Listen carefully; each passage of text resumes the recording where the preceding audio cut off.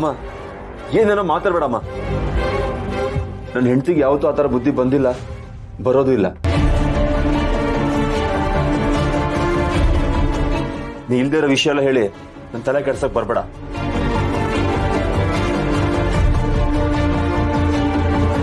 ಇವಳು ಯಾವತ್ತಿದ್ರು ನನ್ನ ಪಾಲಿಗೆ ದೇವತೆನೆ.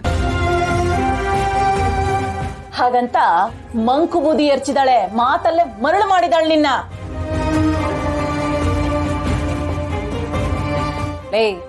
ಅವಳೇನೋ ಓದಿ ಕೆಲ್ಸ ಗಿಟ್ಟಿಸ್ಕೊಂಡ್ಲು, ಈಗ ದುಡ್ಡು ಕೊಟ್ಟು ಈ ಮನೆಯಲ್ಲಿ ಮಹಾರಾಣಿ ತರ ಮೆರಿಬೇಕು ಅಂತಿದ್ದಾಳೆ.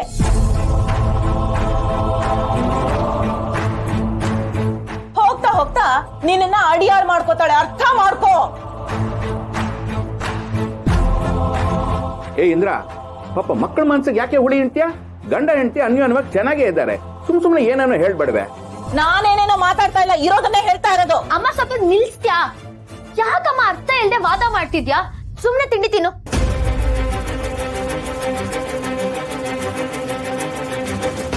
ಅದ್ ಹೇಗಾಗತ್ತೆ?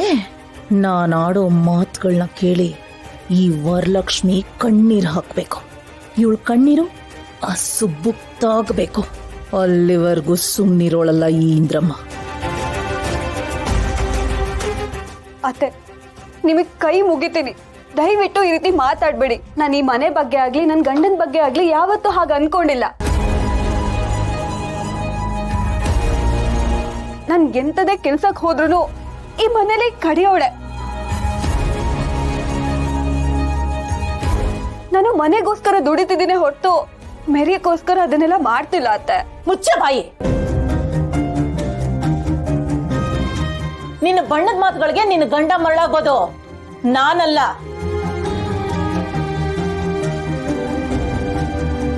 ಲೋ ವರದಾ, ನನ್ನ ಮಾತು ಕೇಳೋ.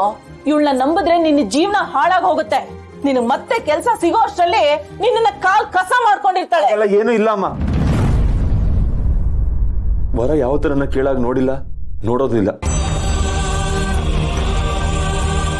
ಹೌದು ಅತ್ತೆ, ಇವ್ರು ದುಡಿಲಿ ದುಡಿದೇ ಇರ್ಲಿ, ಇವ್ರು ಯಾವತ್ತಿದ್ರು ನನ್ನ ಪಾಲಿಗೆ ದೇವ್ರೆ. ನಾನು ಯಾವಾಗ್ಲೂ ಇವ್ರ ಜೊತೆಲಿ ಇರ್ತೀನಿ. ಹೌದಾ? ನೀನು ನನ್ನ ಮಗನ್ಗೆ ಯಾವಾಗ್ಲೂ ಜೊತೆಯಾಗಿರ್ತೀಯ? ಆಯ್ತು ಕಣೆ, ಅದನ್ನು ನೋಡೇ ಬಿಡೋಣ. ನಿಮ್ಮಿಬ್ಬರ ಪ್ರೀತಿ ಎಷ್ಟು ಮಟ್ಟಿಗಿದೆ ಅಂತ ನಾನು ಪರೀಕ್ಷೆ ಮಾಡೇ ಬಿಡ್ತೀನಿ.